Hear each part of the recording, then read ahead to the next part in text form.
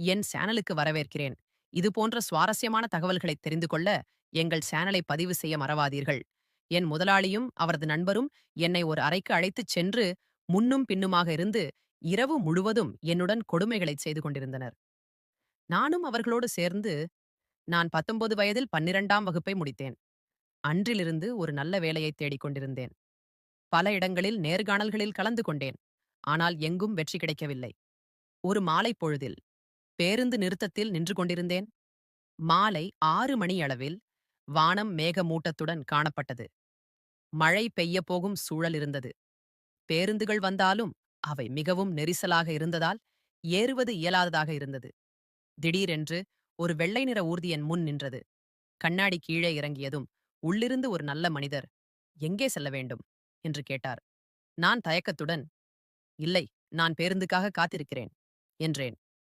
அவர், "நான் மலைக்கோட்டையை நோக்கிச் செல்கிறேன். அங்குதான் செல்ல வேண்டுமா?" என்று கேட்டார். நான் யோசித்தேன். இப்போது மழையும் தொடங்கிவிட்டது. பேருந்து கிடைப்பதற்கான வாய்ப்புகள் மிகக் குறைவு. வீடும் வெகு தூரத்தில் இருந்தது. சிறிது நேரம் சிந்தித்தபின், "ஆம்" என்றேன். "உங்களுக்கு எந்த பிரச்சனையும் இல்லையா?" "நிச்சயமாக இல்லை, வாருங்கள்" என்று அவர் புன்னகையுடன் கூறினார். நான் பின் இருக்கையில் அமர்ந்தேன். வழி முழுவதும் நாங்கள் உரையாடிக் கொண்டே சென்றோம். என் குடும்பத்தைப் பற்றியும், என் படிப்பைப் பற்றியும், எப்படியும் வேலை மிகவும் தேவை என்பதையும் அவரிடம் தெரிவித்தேன். அவர் கவனமாக கேட்டு என் நிலையை புரிந்து கொண்டார். என் வீட்டிற்கு வந்ததும் அவரை நிறுத்தச் சொன்னேன். இறங்கும்போது நன்றி சொன்னேன். அவர் சிறிது நேரம் நின்றுவிட்டு தன் சட்டைப் பையிலிருந்து ஒரு அட்டையை எடுத்தார். "இது என் வருகை அட்டை.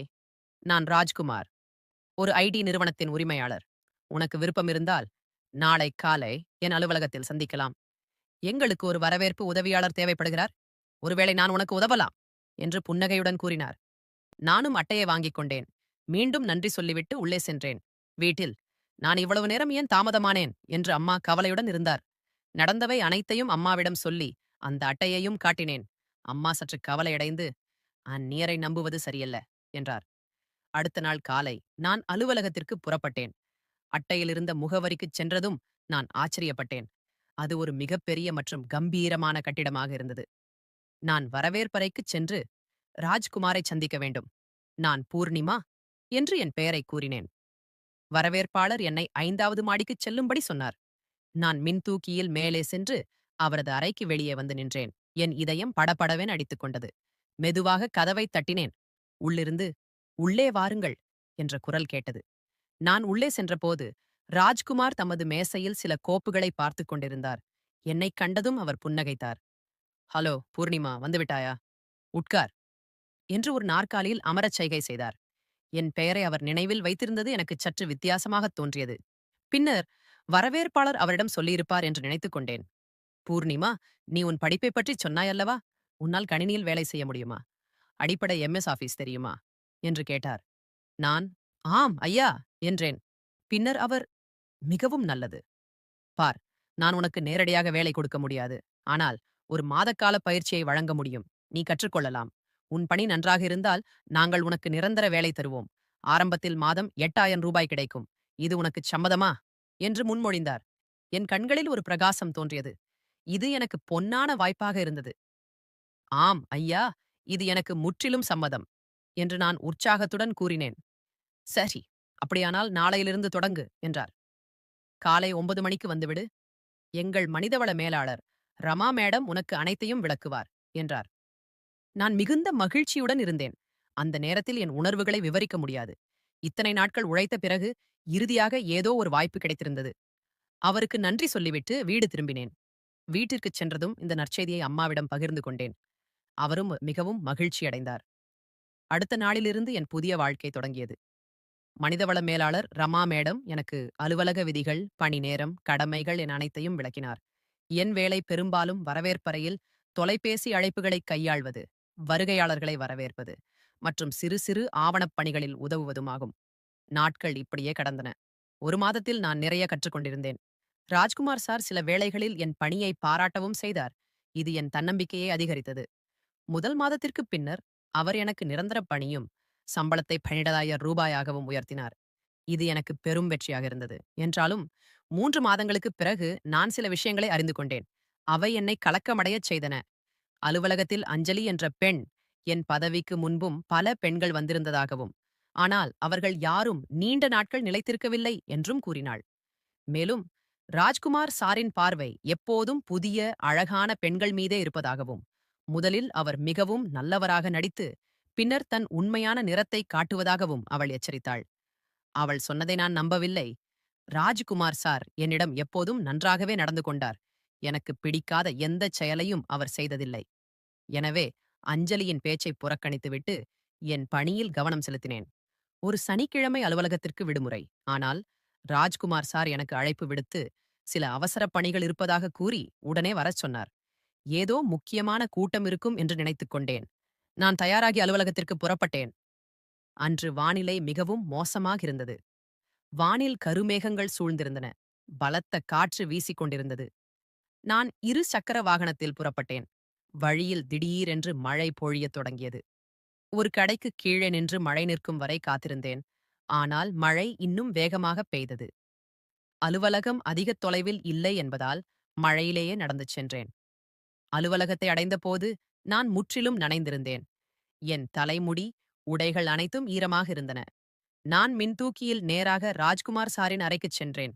அவர் தம் அறையில் இருந்தார்.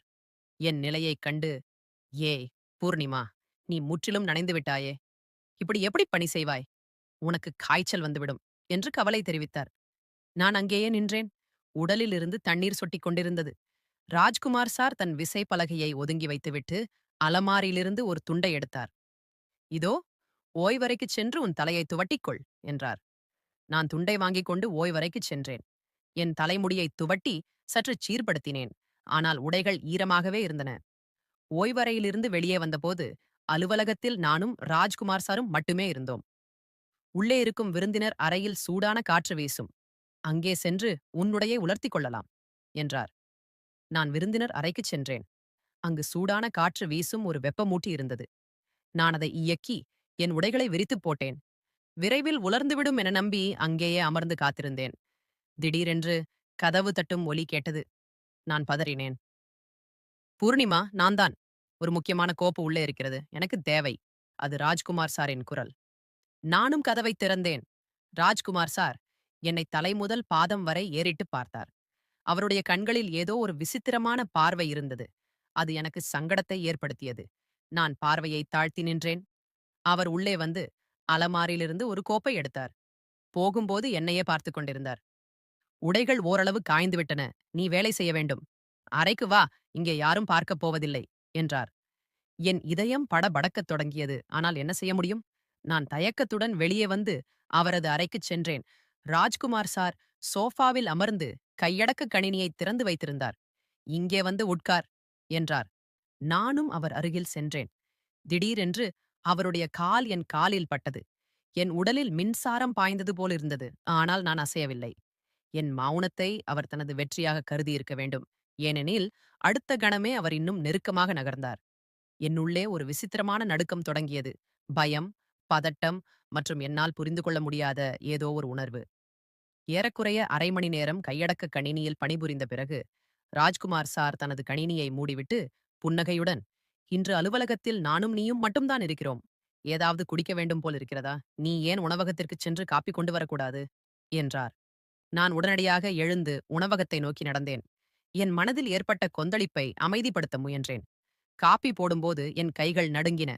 அஞ்சலி சொன்ன வார்த்தைகள் மீண்டும் மீண்டும் நினைவுக்கு வந்தன. நான் காப்பியுடன் அறைக்குத் திரும்பியபோது அங்கு யாரும் இல்லை. காப்பிக் கோப்பையை மேசையில் வைத்துவிட்டு சுற்றிலும் பார்த்தேன். என் இதயத்துடிப்பு அதிகரித்தது. நான் விரைவாக மீண்டும் சோஃபாவில் அமர்ந்து, "ஐயா, காப்பி தயார்" என்றேன். ராஜ்குமார் சார் உடனடியாக வந்தார். அவர் கையில் கைபேசியை வைத்துக்கொண்டு ஏதோ தட்டச்சு செய்து கொண்டிருந்தார். "வா, சரியான நேரத்தில் காப்பி வந்துவிட்டது" என்று என் அருகில் அமரும்போதே சொன்னார். என் இதயம் வேகமாக துடித்துக் கொண்டிருந்தது. கைகளில் வியர்த்துவிட்டது. நடுங்கும் கைகளுடன் காப்பிக் கோப்பையை அவரிடம் நீட்டினேன். நாங்கள் இருவரும் அமைதியாக காப்பி குடிக்கத் தொடங்கினோம். திடீரென்று ராஜ்குமார் சார், "பூர்ணிமா, நீ மிகவும் அழகாக இருக்கிறாய்" என்றார். என்னால் எதுவும் பேச முடியவில்லை. நான் மெதுவாக புன்னகைத்தேன். என் முகம் வெட்கத்தில் சிவந்தது. ராஜ்குமார் சார் தனது காப்பிக் கோப்பையை மேசையில் வைத்துவிட்டு மெதுவாக தனது கையை என் காலில் வைத்தார். நான் சட்டென்று என் காலை பின்னிழுத்துக் கொண்டேன். "என்னாயிற்று பூர்ணிமா? பயந்து விட்டாயா?" என்று அவர் புன்னகையுடன் கேட்டார். நான் அமைதியாக இருந்தேன். இங்கிருந்து எப்படி தப்பிப்பது என்று என் மனம் வேகமாக யோசித்துக் கொண்டிருந்தது. அவர் மேலும் நெருக்கமாக நகர்ந்தார். என் இதயம் மிகவும் வேகமாக துடித்தது. அது என் மார்பிலிருந்து வெளியே வந்துவிடும் என்று தோன்றியது. அவர் என் கையை தனது கைகளில் எடுத்துக்கொண்டு, பூர்ணிமா, நான் உன்னிடம் ஒன்று சொல்ல விரும்புகிறேன் என்றார். சொல்லுங்கள் என்று நானும் தடுமாறினேன். இந்த வேளையில் நீ திருப்தி அடைகிறாயா என்று கேட்டார். நான் தலையசைத்தேன். நான் உன் வேலையை உறுதிப்படுத்தி முழு ஒப்பந்தத்திலும் கையெழுத்திடச் செய்தால் எப்படி இருக்கும் என்று மெதுவாக கேட்டார். ஐயா, அது உங்களை பொறுத்ததுதான் என்றேன். இல்லை பூர்ணிமா, அது என்னை பொறுத்தது அல்ல, உன்னை பொறுத்தது என்று என் கையை இன்னும் சற்று இறுக்கமாக பிடித்துக்கொண்டு சொன்னார். நீ என்ன விரும்புகிறாய்? ஒரு நல்ல நிரந்தர வேலையையா, அல்லது எப்போது வேண்டுமானாலும் பறிக்கப்படக்கூடிய தற்காலிக வேலையையா? நான் நடுங்கும் குரலில், நான் புரிந்து கொண்டேன், ஆனால் அவர் என்ன சொல்ல விரும்புகிறார் என்றேன். நீ என் பேச்சை கேட்டு என் ஒவ்வொரு விருப்பத்தையும் நிறைவேற்றினால் இன்று இரவு என்னுடன் கழிப்பது போல் உன் எதிர்காலம் பாதுகாப்பாக இருக்கும். நாளை முதல் உன் வேலை நிரந்தரம் என்று என் கண்களை பார்த்து அவர் சொன்னார். எனக்குள் ஒரு புயல் கிளம்பியது. நான் சட்டென்று என் கையை விடுவித்துக் கொண்டு எழுந்து நின்றேன். ஐயா, நீங்கள் என்னை தவறாக புரிந்து கொண்டீர்கள். நான் அப்படிப்பட்ட பெண் இல்லை என்றேன். நான் ஒருபோதும் அப்படி செய்ய மாட்டேன். நீங்கள் எப்படி இப்படி யோசிக்க முடியும்? என் குரலில் கோபம் தொனித்தது. ராஜ்குமார் சாரும் எழுந்து நின்றார். எனக்கு என்ன செய்வதென்றே தெரியவில்லை.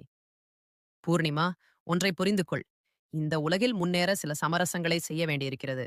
நான் உன்னை கட்டாயப்படுத்தவில்லை. உன் விருப்பம். நான் உன்னையும் உன் குடும்பத்தையும் எல்லா வகையிலும் ஆதரிப்பேன். உன் அம்மா, உன் தம்பி, அனைவரின் வாழ்க்கையும் மாறலாம் என்று கதவை நோக்கி நகர்ந்து சொன்னார். நான் கீழே சென்று ஒரு சிகரெட் பிடித்துவிட்டு வருகிறேன். நீ இங்கே இருந்தால் நீ சம்மதித்ததாக நான் புரிந்து கொள்வேன்.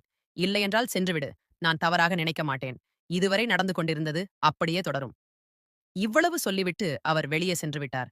நான் அங்கேயே நின்று என் கண்ணீரை அடக்க முயன்றேன். என் மனதில் எண்ணங்களின் புயல் வீசியது. ஒருபுறம் என் தன்மானம், மறுபுறம் குடும்ப பொறுப்புகள். அம்மாவின் உடல்நிலை அடிக்கடி சரியில்லாமல் இருந்தது. தம்பியின் படிப்புச் செலவு. இவற்றையெல்லாம் எப்படிச் சமாளிப்பேன்? நான் மறுத்தால் ஒருவேளை 2, 3 வாரங்களில் என்னை வேலையை விட்டு நீக்கிவிடுவார்கள். இந்த நகரத்தில் வேலை கிடைப்பது எளிதல்ல என்றே நினைத்தேன். புதிதாக தொடங்குவது என்றால் மீண்டும் அதே போராட்டம்தான். உடைந்த மனதுடன் நான் மீண்டும் சோபாவில் அமர முடிவு செய்தேன். சிறிது நேரம் கழித்து ராஜ்குமார் சார் திரும்பி வந்தார். என்னை பார்த்ததும் அவர் முகத்தில் புன்னகை பரவியது. அப்படியானால் உனக்குச் சம்மதம் என்று அவரே சொன்னார். அதாவது, நீ என் நிபந்தனைகளை ஏற்கப் போகிறாய் என்று கேட்டார். நான் அவரை பார்த்தேன். என் கண்கள் கலங்கியிருந்தன. ஆம், ஆனால் நீங்கள் முதலில் என் வேலையை நிரந்தரமாக்க வேண்டும் என்றேன். நிச்சயமாக நாளையே அனைத்து ஆவணங்களையும் தயார் செய்து விடுகிறேன் என்று அவர் மகிழ்ச்சியுடன் சொன்னார். அன்று அவர் என்னை தன் ஊர்தியில் வீட்டிற்கு கொண்டு சென்றார். வழி முழுவதும் என் மனதில் ஒரு ஆழமான குற்றுணர்வு இருந்தது. ஆனால் நான் என் கண்ணீரை மறைத்துக் கொண்டேன். வீடு திரும்பியதும் என் அம்மாவிடம் எனக்கு நிரந்தர வேலை கிடைத்து விட்டதாகவும் சம்பளம் 15,000 ரூபாயாக உயர்த்தப்பட்டதாகவும் அவர் நற்செய்தி சொன்னார். அம்மாவின் கண்களில் ஆனந்த கண்ணீர் இருந்தது. அவர் ராஜ்குமார் சாருக்கு நன்றி சொல்லி என் தலையில் கை வைத்து தடவிக் கொடுத்தார். பார் மகளே, உன் உழைப்பு பலன் கொடுத்து விட்டது என்றார். அந்த இரவு நான் படுக்கையில் படுத்திருந்தேன். என் தலைவிதியை நினைத்து அழுது கொண்டிருந்தேன். நான் என்னை விற்றுவிட்டேன் என்று யாருக்கு தெரியும்? சில நாட்களுக்குப் பிறகு நான் காலை அலுவலகத்திற்கு தயாராகிக் கொண்டிருந்த போது என் கைபேசிக்கு ராஜ்குமார் சாரிடமிருந்து ஒரு அழைப்பு வந்தது. பூர்ணிமா, இன்று என் பண்ணை வீட்டிற்கு வர வேண்டும். ஒரு சிறப்பு கூட்டம் இருக்கிறது. நீ வீட்டில் நிறுவன வேலை காரணமாக 2, 3 நாட்களுக்கு வெளியே செல்கிறேன் என்று சொல்லிவிடு என்றார். என் குரல் நடுங்கியது. சரி ஐயா என்றேன். நான் என் பையில் சில உடைகளை வைத்துக்கொண்டு நிறுவன